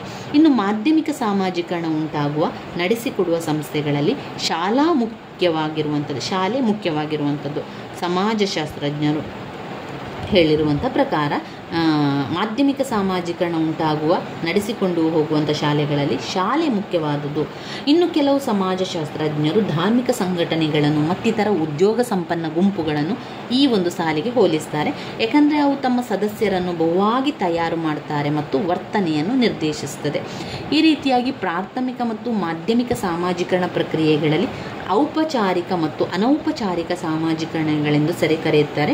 ಪ್ರತಿನಿತ್ಯದ ಜೀವನದಲ್ಲಿ ಏನೆಲ್ಲ ಘಟಿಸ್ತದೆಯೋ, ಅಂದರೆ ಕುಟುಂಬದಲ್ಲಿ ಉಂಟಾಗುವಂತಹ ದಿನನಿತ್ಯದ ಮಾತುಕತೆ, ಪ್ರಕ್ರಿಯೆ, ಸ್ನೇಹಿತರೊಡನೆ, ನೆರೆಹೊರೆಯವರೊಡನೆ, ಸಂಬಂಧಿಗಳೊಡನೆ ಆಗುವಂತಹ ಚಿಂತನೆ, ಮಾತುಕತೆ, ಆತ್ಮೀಯತೆ, ಇವೆಲ್ಲ ಅನೌಪಚಾರಿಕವಾಗಿ ಉಂಟಾಗುವಂಥದ್ದು.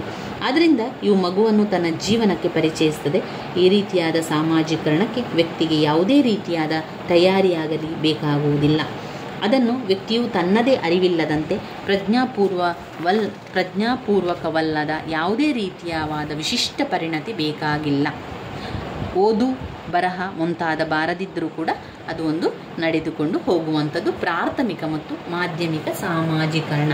ಇನ್ನು ಬರುವಂಥದ್ದು ವ್ಯಕ್ತಿಯ ಜೀವನ ಚಕ್ರದ ಹಂತಗಳು.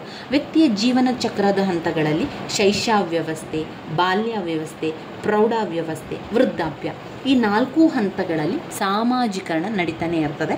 ಶೈಶವ್ಯವಸ್ಥೆ, ಬಾಲ್ಯಾವ್ಯವಸ್ಥೆ, ಪ್ರೌಢಾವ್ಯವಸ್ಥೆ, ವೃದ್ಧಾಪ್ಯವನ್ನು ವಿವರಿಸ್ತಾ ಹೋಗಿ. 3ನೇ ಪಾಯಿಂಟ್ಸಲ್ಲಿ ನಿರೀಕ್ಷಣಾ ಸಾಮಾಜೀಕರಣ. ನಿರೀಕ್ಷಣಾ ಸಾಮಾಜೀಕರಣ ಅಂದರೆ ಏನು? ಪ್ರತೀಕ್ಷಾಪೂರ್ವಕ ಅಥವಾ ವ್ಯಕ್ತಿಯಿಂದ ಪಾತ್ರಗಳು ಹೀಗೆ ಇರಬೇಕು ಎಂದು ನಿರೀಕ್ಷಿಸ್ತಾರಲ್ಲ, ಆ ಒಂದು ನಿರೀಕ್ಷೆಯನ್ನೇ ನಿರೀಕ್ಷಣಾ ಸಾಮಾಜೀಕರಣ ಅಂತ ಹೇಳುವಂಥದ್ದು. ಇದರಲ್ಲಿ ವೇದ್ಯವಾಗುವುದೇನೆಂದರೆ, ಮಕ್ಕಳು ಬೆಳೆದು ದೊಡ್ಡವರಾದ ಮೇಲೆ ತಾವು ನಿರ್ವಹಿಸುವ ಪಾತ್ರಗಳನ್ನು ಈಗ ಕಿರಿಯರಾಗಿರುವಾಗಲೇ ಬಾಲ್ಯದಲ್ಲಿಯೇ ಆಟಪಾಠಗಳ ಮೂಲಕ ಆಡಲು ತೊಡಗುವುದು ಗೋಚರವಾಗ್ತದೆ. ಗಂಡು ಶಿಶುವಾದರೆ ತಾನು ಮುಂದೆ ಬೆಳೆದು ದೊಡ್ಡವನಾದ ಮೇಲೆ, ತಂದೆಯಾದಾಗ, ಕುಟುಂಬದ ಹಿರಿಯನಾದಾಗ ಹೇಗೆ ವರ್ತಿಸಬೇಕು, ಹಾಗೆಯೇ ತಾಯಿಯಾದಾಗ ತಾನು ಯಾವ ಜವಾಬ್ದಾರಿ ಹೊರಬೇಕು ಎಂದು ಊಹಿಸಿಕೊಂಡು ಹೆಣ್ಣು ಅನುಕರಣ ಮಾಡುವ ಪ್ರಕ್ರಿಯೆ ಈ ನಿರೀಕ್ಷೆ ಮಾಡುವಂಥದ್ದು. ನಿರೀಕ್ಷೆ ಮಾಡು, ನಾನು ಹೇಗೆ ಆಗ್ಬೋದು, ನಾನು ಅದಾದರೆ ಏನು, ನಾನು ಡಾಕ್ಟರ್ ಆದರೆ ಯಾವ ರೀತಿ ಮದ್ದು ಕೊಡಬೇಕು, ಈ ರೀತಿಯಾಗಿ ನಿರೀಕ್ಷೆಯನ್ನು ಮಾಡುವಂಥದ್ದು ನಿರೀಕ್ಷಣಾ ಸಾಮಾಜೀಕರಣ. ಕುಟುಂಬದ ನಂತರ ಬರುವುದು ಶಾಲೆ.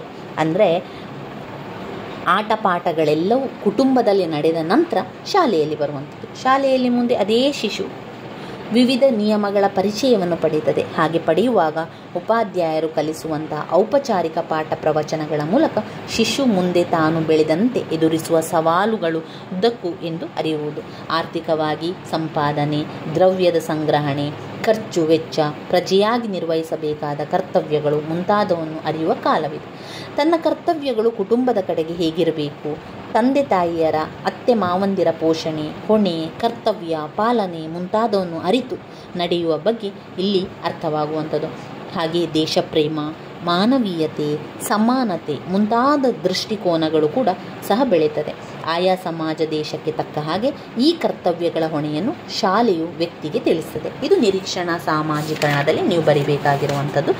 ಇನ್ನು ನೀವು ವ್ಯತಿರಿಕ್ತ ಅಥವಾ ಪ್ರತಿ ಸಾಮಾಜೀಕರಣದಲ್ಲಿ ಸಾಂಪ್ರದಾಯಿಕವಾಗಿ ಆಚರಣೆಯಲ್ಲಿರುವಂತಹ ರೂಢಿಗಳು, ಆಚಾರ, ವಿಚಾರ, ನೀತಿ, ನಿಯಮಗಳು ಇತ್ಯಾದಿ ಸಾಮಾಜಿಕ ಕಟ್ಟುಕಡೆಗಳು ಒಂದು ತಲೆಮಾರಿನಿಂದ ಮತ್ತೊಂದಕ್ಕೆ ವರ್ಗಾವಣೆಯಾಗುವಂಥದ್ದು. ಸಾಮಾಜೀಕರಣವೆಂಬ ಪ್ರಕ್ರಿಯೆಯ ಮೂಲಕವಾಗಿಯೇ ಹಿರಿಯರು, ವೃದ್ಧರು ಈ ವಿಧಾನವಾಗಿ ತಮ್ಮಲ್ಲಿನ ಎಲ್ಲ ಜ್ಞಾನವನ್ನು ಕೂಡಿಸಿಟ್ಟಿರುವ ಅನುಭವಗಳನ್ನು ಕಿರಿಯರಿಗೆ ವರ್ಗಾಯಿಸ್ತಾರೆ. ಇದು ಎಲ್ಲರಿಗೂ ಕೂಡ ಗೊತ್ತಿರುವ ವಿಷಯ. ಆದರೆ ಇದೇ ಪ್ರಕ್ರಿಯೆಯು ಹಲವಾರು ಬಾರಿ ಅದಲು ಬದಲಾಗ್ತದೆ. ಕಿರಿಯರಿಗೆ ಹಿರಿಯರು ಮಾರ್ಗದರ್ಶನ ನೀಡಿ ತಿಳಿ ಹೇಳುವ ಬದಲು ಕಿರಿಯರಿಂದಲೇ ಕಲಿಯಬೇಕಾದಂಥ ಸಂದರ್ಭಗಳು ಕೂಡ ಬರ್ತದೆ. ಅವರ ಜೀವನದಲ್ಲಿ ಅನೇಕ ಸಂದರ್ಭಗಳಲ್ಲಿ ಹಿರಿಯರು ಕಿರಿಯರಿಂದ ಕಲಿಯಬೇಕಾದ ಅನೇಕ ವಿಷಯಗಳು ಕೂಡ ಇರ್ತದೆ. ಬದಲಾಗುತ್ತಿರುವಂತಹ ಸಮಾಜದಲ್ಲಿ ತಮ್ಮ ಜ್ಞಾನಕ್ಕಿಂತಲೂ ಕಿರಿಯರ ಜ್ಞಾನಾರ್ಜನೆಯು ವೇಗವಾಗಿ ಅನೇಕ ಹೊಸ ಹೊಸ ವಿಷಯಗಳನ್ನು ಕಲಿಯುವ ಸಂದರ್ಭವಿರುವುದರಿಂದ ಹೊಸದಾಗಿಯೂ ಇರುತ್ತದೆ ಎಂಬುದು ಹಿರಿಯರು ಮನಗಂಡಿದ್ದಾರೆ. ಹೀಗೆ ಕಿರಿಯರಿಂದ ಹಿರಿಯರು ವಿಷಯಗಳನ್ನು ಕಲಿಯುವುದನ್ನು ಸಮಾಜಶಾಸ್ತ್ರಜ್ಞರ ಅದಲು ಬದಲು ಸ್ವರೂಪದ ವ್ಯತಿರಿಕ್ತ ಅಥವಾ ಪ್ರತಿ ಸಾಮಾಜೀಕರಣ ಅಂತ ಹೇಳ್ತಾರೆ. ವ್ಯತಿರಿಕ್ತ ಅಥವಾ ಪ್ರತಿ ಸಾಮಾಜೀಕರಣವಾಗಿರುವಂಥದ್ದು. ಇನ್ನು ಬರುವಂಥದ್ದು ಮರು ಅಥವಾ ಪುನರ್ ಸಾಮಾಜೀಕರಣ. ಮರು ಸಾಮಾಜೀಕರಣವು ವ್ಯತಿರಿಕ್ತ ಸಾಮಾಜೀಕರಣ ಮುಂದುವರಿದ ಭಾಗವೇ ಮರು ಅಥವಾ ಪುನರ್ ಸಾಮಾಜೀಕರಣ. ಇದರ ಪ್ರಕಾರ ಹಿರಿಯರು ಬದುಕಿನ ಮಟ್ಟ, ಮೌಲ್ಯಗಳು ಮತ್ತು ಜನರೊಂದಿಗಿನ ವರ್ತನೆಯನ್ನು ತಮ್ಮ ಜೀವನದ ಹಲವಾರು ಮಜಲುಗಳನ್ನು ದಾಟಿ ಬಂದ ಮೇಲೆಯೂ ಕಲಿಯತೊಡಗಿದಾಗ ಸಾಮಾಜೀಕರಣ ಉಂಟಾಗ್ತದೆ. ಉದಾಹರಣೆಗೆ ನಾವು ನೋಡಿದರೆ, ಮತಾಂತರ ಹೊಂದಿದಾಗ ಆ ಕುಟುಂಬದಲ್ಲಿನ ಹಿರಿಯರಿಗೆ ತಮ್ಮ ಪೂರ್ವಾಶ್ರಮದ ಮೌಲ್ಯಗಳನ್ನು ಮರೆತು ಮತಾಂತರಗೊಂಡಂತಹ ಧರ್ಮದ ಮೌಲ್ಯಗಳನ್ನು ಕಲಿಯಬೇಕಾಗ್ತದೆ. ಇದೇ ರೀತಿ ಹಿರಿಯರು ತಮ್ಮ ಸ್ವಂತ ಸ್ಥಳವನ್ನು ನಾನಾ ಕಾರಣಗಳಿಂದ ತೊರೆದು ಹೊಸ ಜಾಗಗಳಲ್ಲಿ ಹೋಗಿ ನೆಲೆಸಬೇಕಾಗಿ ಬಂದಾಗಲೂ ಹೀಗೆ ಹೊಸ ಜಾಗದ ಬದುಕಿನ ಬಗ್ಗೆ ನಿಧಾನವಾಗಿ ಕಲಿಯಲು ಆರಂಭಿಸುತ್ತಾರೆ. ಅಪರಿಚಿತರ ನಡುವೆ ಬದುಕಬೇಕಾಗಿ ಬಂದಾಗ ತಮ್ಮ ಹಳೆಯ ರೀತಿ ನೀತಿಗಳನ್ನು ಪಕ್ಕಕ್ಕಿಟ್ಟು ಆ ಹೊಸ ಪರಿಸ್ಥಿತಿ, ಹೊಸ ಪದ್ಧತಿ ಯಾವುದು ಒಪ್ಪುವುದೋ ಸಮ್ಮತವೋ ಅದನ್ನು ಕಲಿಯಲು ತೊಡಗ್ತಾರೆ. ಅದನ್ನು ಮರು ಸಾಮಾಜೀಕರಣ ಅಂತ ಸಮಾಜಶಾಸ್ತ್ರಜ್ಞರು ವರ್ಣಿಸಿದ್ದಾರೆ. ತಾವು ಹುಟ್ಟಿ ಬೆಳೆದ ನಾಡನ್ನು ತೊರೆದು ಇನ್ಯಾವುದೋ ಸಮಾಜಕ್ಕೆ ಹೋಗಿ ನೆಲೆಸಿದಾಗ ಆ ಹೊಸ ನಾಡನ್ನು, ಸಂಸ್ಕೃತಿಯನ್ನು ತಮ್ಮ ನೆಲೆಬೀಡಾಗಿ ಮಾಡಿಕೊಂಡಾಗ ಈ ರೀತಿಯಾದ ಮರು ಸಾಮಾಜೀಕರಣ ಉಂಟಾಗ್ತದೆ. ಇದು ಮರು ಸಾಮಾಜೀಕರಣದಲ್ಲಿ ನಿಮಗೆ ಅರ್ಥವಾಗಿರುವಂಥ ವಿಷಯ. ಇನ್ನು ಕೊನೆಯದಾದ ಒಂದು ಪಾಯಿಂಟ್ ಕಾಠಿನ್ಯತೆ. ಕಾಠಿನ್ಯತೆ ಎಂಬುದು ಸಹ ಒಂದು ಕಾಠಿನ್ಯತೆ ಕೂಡ ಇದರಲ್ಲಿ ಬರುವಂತಹ ವಿಧಗಳಾಗಿದೆ. ಸಾಮಾಜೀಕರಣದ ಪ್ರಕಾರಗಳಲ್ಲಿ ವಿಧಗಳಲ್ಲಿ ಬರುವಂಥದ್ದು ಕಾಠಿನ್ಯತೆ. ಇದು ಕೂಡ ಸಾಮಾಜೀಕರಣದ ಒಂದು ವಿಷಯ. ವಿಶೇಷವಾದ ಕಾರಣಗಳಿಂದಾಗಿ ಕೆಲವು ವ್ಯಕ್ತಿಗಳು ತಮ್ಮ ಪ್ರಸ್ತುತ ಇರುವ ಸಂಸ್ಥೆಗಳಿಂದ ಬೇರಾಗಿ ಸಂಪೂರ್ಣ ಸಂಸ್ಥೆಗಳ ವಶಕ್ಕೆ ಬೀಳ್ತಾರೆ. ಅಲ್ಲಿ ಅವರಿಗೆ ಕಷ್ಟಗಳು, ಬದಲಾವಣೆಗಳನ್ನು ಮಾಡಿಕೊಳ್ಳಬೇಕಾಗ್ತದೆ, ಕಷ್ಟಗಳೆಲ್ಲ ಬರ್ತದೆ. ಇದೆಲ್ಲ ಕೂಡ ಈ ಬದಲಾವಣೆಯು ಶಾರೀರಿಕವಾದ ವಿಷಯಗಳಿಂದ ಹಿಡಿದು ಮಾನಸಿಕಕ್ಕೂ ಸಂಬಂಧಪಟ್ಟು ಅದು ವಿಸ್ತೃತಗೊಳ್ಳುತ್ತದೆ. ಈ ಸಂದರ್ಭದಲ್ಲಿ ವ್ಯಕ್ತಿಯು ತನ್ನನ್ನು ತಾನು ಸಂಪೂರ್ಣವಾಗಿ ಮರು ಸಾಮಾಜೀಕರಣ ಮಾಡುತ್ತಿರುವ ಸಂಪೂರ್ಣ ಸಂಸ್ಥೆಗಳಿಗೆ ಸಮರ್ಪಿಸಿಕೊಳ್ಳಬೇಕಾಗುತ್ತದೆ. ಅಂತಹ ಪರಿಸ್ಥಿತಿಯಲ್ಲಿ ಅವರುಗಳು ಒಂದು ರೀತಿಯಾದ ಕಟ್ಟುನಿಟ್ಟಾದ ಜೀವನ ಶೈಲಿ ಒಳಪಡ್ತಾರೆ. ಈ ರೀತಿಯಾಗುವುದು ಒಂದು ನಿರ್ದಿಷ್ಟ ದಿನದಿಂದ ಮತ್ತೊಂದು ನಿರ್ದಿಷ್ಟ ದಿನದವರೆಗೂ ಇರ್ತದೆ. ಹೀಗೆ ನಿರ್ದಿಷ್ಟವಾದ ಸಮಯದಲ್ಲಿ ಆ ವ್ಯಕ್ತಿಗಳ ದೈನಂದಿನ ಕಾರ್ಯಗಳು ನೆರವೇರುವುದನ್ನು ರೆಜಿಮೆಂಟೇಷನ್ ಸಮಯ, ಕಟ್ಟುನಿಟ್ಟಾದ ಜೀವನ ಶೈಲಿಯನ್ನು ಕಡ್ಡಾಯವಾಗಿ ಅನುಸರಿಸಬೇಕಾಗಿರುವ ಸಮಯ ಎಂದು ಸಮಾಜಶಾಸ್ತ್ರಜ್ಞರು ಹೇಳ್ತಾರೆ. ಇದು ಕಾಠಿನ್ಯತೆಯಲ್ಲಿ ಬರುವಂಥದ್ದು. ಮತ್ತೊಮ್ಮೆ ಪಾಯಿಂಟ್ಸನ್ನು ಹೇಳುವ, ಸಾಮಾಜೀಕರಣದ ಪ್ರಕಾರ ಅಥವಾ ವಿಧಗಳಲ್ಲಿ ಒಂದು ಪ್ರಾಥಮಿಕ ಸಾಮಾಜೀಕರಣ, ಪ್ರಾಥಮಿಕ ಮತ್ತು ಮಾಧ್ಯಮಿಕ ಸಾಮಾಜೀಕರಣ. ಪ್ರಾಥಮಿಕ ಮತ್ತು ಮಾಧ್ಯಮಿಕ ಸಾಮಾಜೀಕರಣ ವ್ಯಕ್ತಿಯ ಜೀವನ ಚಕ್ರದ ಹಂತಗಳು. ವ್ಯಕ್ತಿಯ ಜೀವನ ಚಕ್ರದ ಹಂತಗಳು. ನಿರೀಕ್ಷಣಾ ಸಾಮಾಜೀಕರಣ. ನಿರೀಕ್ಷಣಾ ಸಾಮಾಜೀಕರಣ. ವ್ಯತಿರಿಕ್ತ ಅಥವಾ ಪ್ರತಿ ಸಾಮಾಜೀಕರಣ. ವ್ಯತಿರಿಕ್ತ ಅಥವಾ ಪ್ರತಿ ಸಾಮಾಜೀಕರಣ. ಮರು ಅಥವಾ ಪುನರ್ ಸಾಮಾಜೀಕರಣ. ಮರು ಅಥವಾ ಪುನರ್ ಸಾಮಾಜೀಕರಣ. ಕಾಠಿನ್ಯತೆ. ಕಾಠಿನ್ಯತೆ ಬರುವಂಥದ್ದು. ಇವಿಷ್ಟು ನಮ್ಮ ಸಾಮಾಜೀಕರಣದ ಪ್ರಕಾರಗಳಲ್ಲಿ ಬರುವಂಥದ್ದು. ಸಾಮಾಜೀಕರಣದ ಪ್ರಕಾರಗಳಲ್ಲಿ ಇವಿಷ್ಟು ವಿಚಾರಗಳು ಬರ್ತದೆ ಸ್ನೇಹಿತರೆ. ಇನ್ನು ನಾವು ನೋಡೋದಾದರೆ ಇದರಲ್ಲಿ ಇನ್ನು ಬರುವಂತಹ ಮುಖ್ಯವಾದಂತಹ ಪ್ರಶ್ನೆ ಅಂದರೆ ಸಾಮಾಜೀಕರಣದ ನಿಯೋಗಿಗಳು. ಸಾಮಾಜೀಕರಣದ ನಿಯೋಗಿಗಳು ಯಾರು? ನಾವು ಈಗ ಸಾಮಾಜೀಕರಣ ಒಂದು ನಿಯಮವನ್ನು ಒಪ್ಪಿಕೊಂಡು ಆ ನಿಯಮದ ಪ್ರಕಾರವನ್ನು ನಡೆದುಕೊಂಡು ಹೋಗ್ತಾ ಇದ್ದೇವೆ. ಆ ಒಂದು ನಿಯೋಗಿಗಳು ಯಾರು? ಯಾವ ಒಂದು ಕಾರಣ ಆಗಿರುತ್ತದೆ ಅಂತ ಹೇಳಿದರೆ, ಒಂದು ಕುಟುಂಬ, ಶಾಲೆ, ಸಮವಯಸ್ಕರ ಸಮೂಹ, ಸಮೂಹ ಮಾಧ್ಯಮ, ತಂತ್ರಜ್ಞಾನ ಹಾಗೂ ಉದ್ಯೋಗದ ಸ್ಥಳ, ರಾಜ್ಯ. ಇವಿಷ್ಟು ಸಾಮಾಜೀಕರಣದ ನಿಯೋಗಿಗಳು. ಯಾವುದೆಲ್ಲ? ಕುಟುಂಬ. ಕುಟುಂಬದ ಮೂಲಕ ನಾವು ಎಲ್ಲವನ್ನು ಕಲಿಯುವಂಥದ್ದು ಆರಂಭದಿಂದ. ಶಾಲೆಯಲ್ಲಿ ಕೂಡ ಪಾಠ, ಪ್ರವಚನ, ಆಟ ಪಾಠಗಳೆಲ್ಲ ಕಲಿತೇವೆ. ಸಮವಯಸ್ಕರ ಜೊತೆಗೆ ಆಟವಾಡುವಂಥದ್ದು ಇದು ಶಾಲೆಯಲ್ಲಿ ಬರ್ತದೆ. ಸಮವಯಸ್ಕರ ಸಮೂಹ ಎಲ್ಲ ನಂತರ ಬರುವಂಥದ್ದು. ನಂತರ ಸಮೂಹ ಮಾಧ್ಯಮ, ಕಲಿತಲ್ಲಾದ ನಂತರ ಕೆಲಸಕ್ಕೆ ಸೇರುವಂಥದ್ದು. ನಂತರ ತಂತ್ರಜ್ಞಾನ ಮಾಡ್ತೇವೆ, ಉದ್ಯೋಗ ಸ್ಥಳ, ಅಲ್ಲಿ ಕೂಡ ಕಲಿತೇವೆ. ಕೊನೆಯದಾಗಿ ರಾಜ್ಯ. ಇಡೀ ರಾಜ್ಯದಿಂದಲೂ ಕೂಡ ನಾವು ಎಲ್ಲವನ್ನು ಕಲಿಯುತ್ತೇವೆ. ಇದು ಸಾಮಾಜೀಕರಣದ ನಿಯೋಗಿಗಳಲ್ಲಿ ಬರುವಂಥದ್ದು. ಯಾವುದೆಲ್ಲ? ಕುಟುಂಬ, ಶಾಲೆ, ಸಮವಯಸ್ಕರ ಸಮೂಹ, ಸಮೂಹ ಮಾಧ್ಯಮ, ತಂತ್ರಜ್ಞಾನ ಹಾಗೂ ಉದ್ಯೋಗದ ಸ್ಥಳ, ರಾಜ್ಯ. ಕುಟುಂಬ, ಶಾಲೆ, ಸಮವಯಸ್ಕರ ಸಮೂಹ, ಸಮೂಹ ಮಾಧ್ಯಮ, ತಂತ್ರಜ್ಞಾನ ಮತ್ತು ಉದ್ಯೋಗದ ಸ್ಥಳ, ರಾಜ್ಯ. ಇವಿಷ್ಟು ಸಾಮಾಜೀಕರಣದ ನಿಯೋಗಿಗಳಲ್ಲಿ ಬರೀರೆ. ತುಂಬಾ ಇಂಪಾರ್ಟೆಂಟ್ ಆಗಿರುವಂತಹ ಒಂದು ಪ್ರಶ್ನೆ ಅಂತಲೇ ಹೇಳ್ಬೋದು. ಇವಿಷ್ಟು ಬರ್ತದೆ. ಇನ್ನು ಬರುವಂತಹ ಮುಖ್ಯವಾದಂತಹ ಪ್ರಶ್ನೆ ಸಾಮಾಜೀಕರಣದ ಸಿದ್ಧಾಂತಗಳು. ಸಾಮಾಜೀಕರಣದ ಸಿದ್ಧಾಂತಗಳು. ಸಾಮಾಜೀಕರಣದ ಸಿದ್ಧಾಂತಗಳು 3. Charles Herbert Cooley, George Herbert Mead, Sigmund Freud 3 ಸಿದ್ಧಾಂತಗಳನ್ನು ಹೇಳಿದ್ದಾರೆ. ಈ ಸಾಮಾಜೀಕರಣದ ಸಿದ್ಧಾಂತಗಳಲ್ಲಿ ಚಾರ್ಲ್ಸ್ ಹರ್ಬರ್ಟ್ ಕೂಲೆಯವರು ಬಿಂಬಿತ ಸ್ವಪ್ರಜ್ಞೆಯ ಸಿದ್ಧಾಂತದ ಬಗ್ಗೆ ಹೇಳಿದ್ದಾರೆ.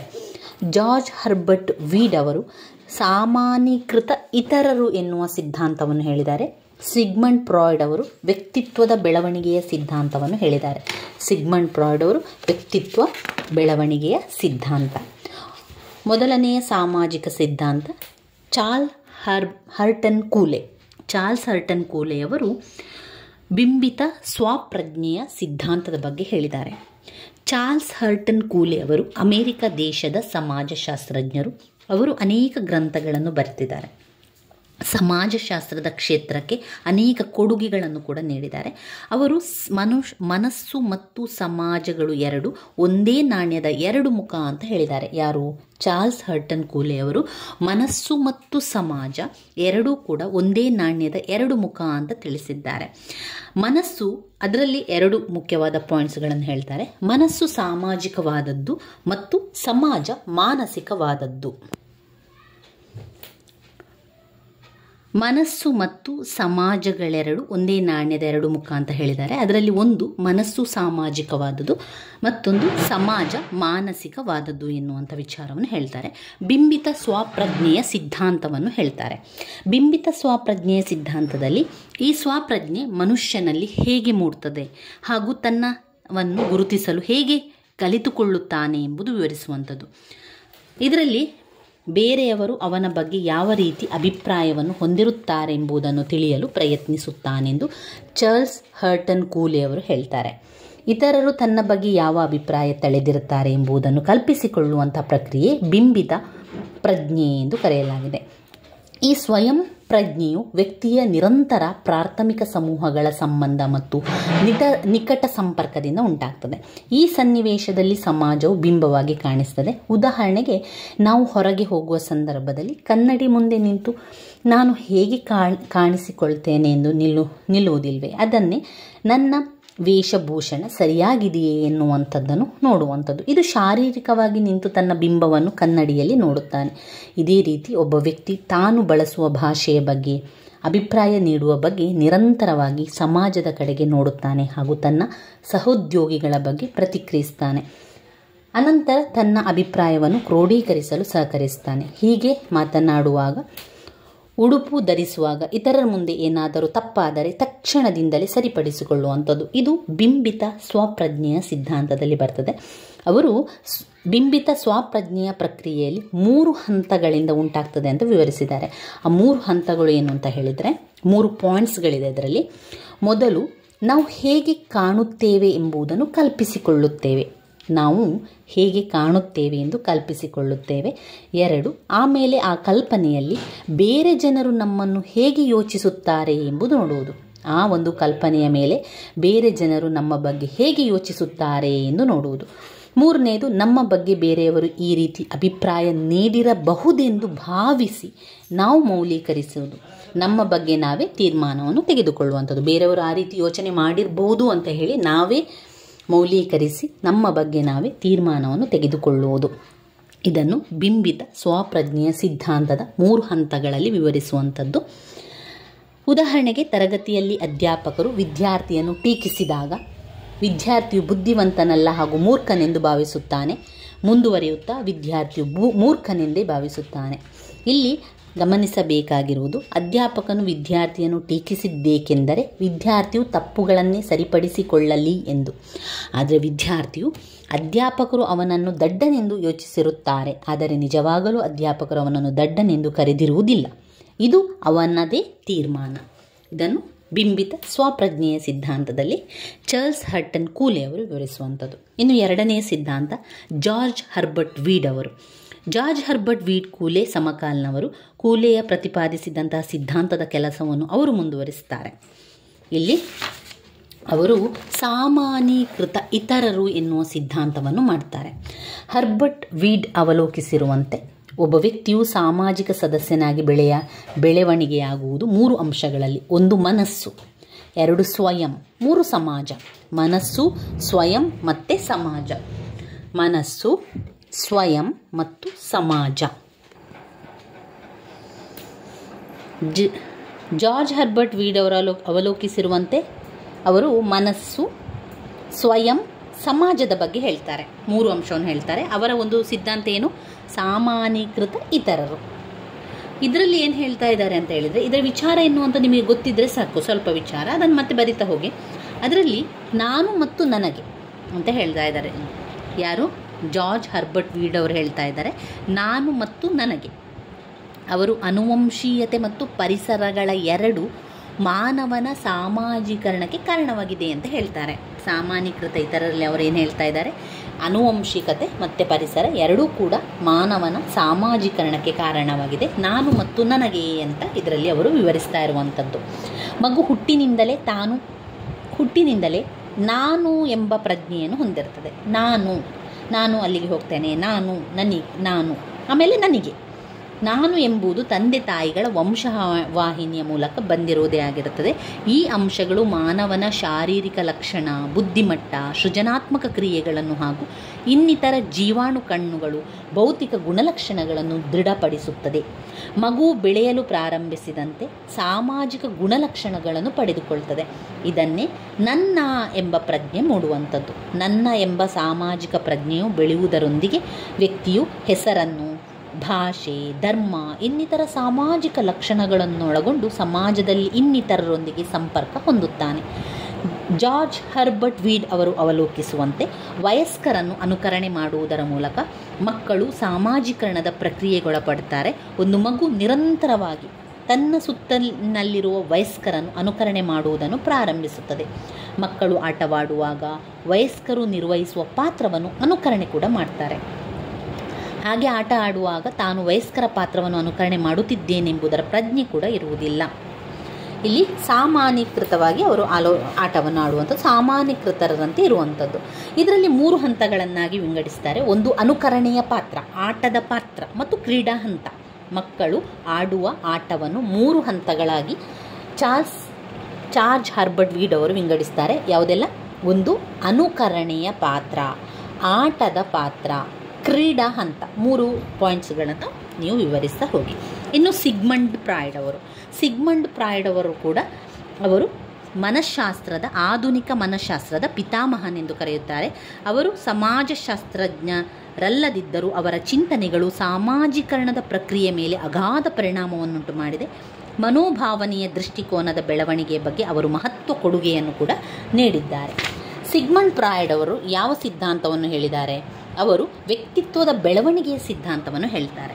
ವ್ಯಕ್ತಿತ್ವದ ಬೆಳವಣಿಗೆ ಸಿದ್ಧಾಂತ ಅದರಲ್ಲಿ ಈಗೋ, ಸೂಪರ್ ಈಗೋ ಇದರ ವಿಷಯವನ್ನು ಹೇಳ್ತಾ ಇದ್ದಾರೆ. ಈಗೋ, ಸೂಪರ್ ಈಗೋ. ಈಗೋ ಅಂದರೆ ಏನು, ಅಂದರೆ ಏನು, ಸೂಪರ್ ಈಗೋ ಅಂದರೆ ಏನು ಎನ್ನುವಂಥದ್ದು ನಿಮಗೆ ಗೊತ್ತಿರಲಿ. ಎಂದರೆ ಮನುಷ್ಯನ ಸಹಜ ಪ್ರವೃತ್ತಿಯನ್ನು ತೋರಿಸ್ತದೆ.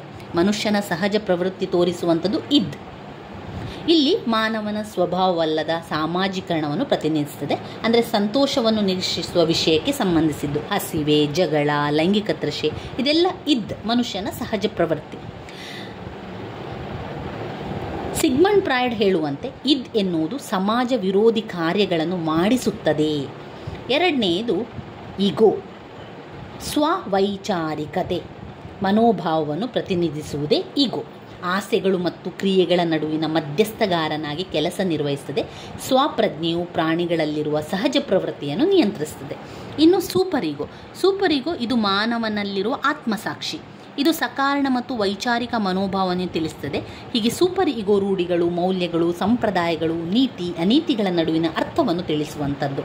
ಇದು ಪೋಷಕರು ಹಾಗೂ ಸಾಮಾಜಿಕ ಪ್ರಾಧಿಕಾರವು ಉಪದೇಶ ಮತ್ತು ಮಾರ್ಗದರ್ಶನವನ್ನು ಅಂತರ್ಗತಗೊಳಿಸುವ ಪ್ರಕ್ರಿಯೆ ಕೂಡ ಆಗಿದೆ. ಈ ರೀತಿಯಾಗಿ ಈಗೋ, ಸೂಪರ್ ಈಗೋ ಎನ್ನುವಂಥದ್ದು ಸಿಗ್ಮಂಡ್ ಫ್ರಾಯ್ಡ್ ಅವರು ಹೇಳಿರುವಂಥದ್ದು. ಈ 3 ಸಿದ್ಧಾಂತಗಳು ಸಾಮಾಜೀಕರಣದ ಸಿದ್ಧಾಂತಗಳಿಗೆ ನೀವು ಬರೀಬೇಕಾಗ್ತದೆ. ಚಾರ್ಲ್ಸ್ ಹರ್ಬರ್ಟ್ ಕೂಲೆ ಅವರು ಬಿಂಬಿತ ಸ್ವಪ್ರಜ್ಞೆಯ ಸಿದ್ಧಾಂತದ ಬಗ್ಗೆ, ಜಾರ್ಜ್ ಹರ್ಬರ್ಟ್ ವೀಡ್ ಅವರು ಸಾಮಾನ್ಯೀಕೃತ ಇತರರ ಬಗ್ಗೆ, ಸಿಗ್ಮಂಡ್ ಫ್ರಾಯ್ಡ್ ವ್ಯಕ್ತಿತ್ವದ ಬೆಳವಣಿಗೆಯ ಬಗ್ಗೆ ವಿವರಿಸ್ತಾ ಹೋಗ್ತಾರೆ. ಇದು ಸಿದ್ಧಾಂತಗಳು, ಸಾಮಾಜೀಕರಣದ ಸಿದ್ಧಾಂತಗಳಲ್ಲಿ ಬರ್ತದೆ. ಇವಿಷ್ಟು ವಿಚಾರಗಳು ತುಂಬಾ ಇಂಪಾರ್ಟೆಂಟ್ ಆಗಿರುವಂಥದ್ದು. ಇದನ್ನೆಲ್ಲವನ್ನು ಕೂಡ ಓದ್ಕೊಳ್ಳಿ. ಪದೇ ಪದೇ ಕೇಳಿರುವಂತಹ ಪ್ರಶ್ನೆಗಳು. ನನ್ನ ವಿಡಿಯೋಸ್ ಎಲ್ಲ ನಿಮಗೆ ಇಷ್ಟ ಆಗಿದ್ದರೆ ಲೈಕ್ ಕೊಡಿ, ಶೇರ್ ಮಾಡಿ, ಹಾಗೆ ಸಬ್ಸ್ಕ್ರೈಬ್ ಮಾಡಲಿಕ್ಕೆ ಮರಿಬೇಡಿ ಸ್ನೇಹಿತರೆ. ಧನ್ಯವಾದಗಳು.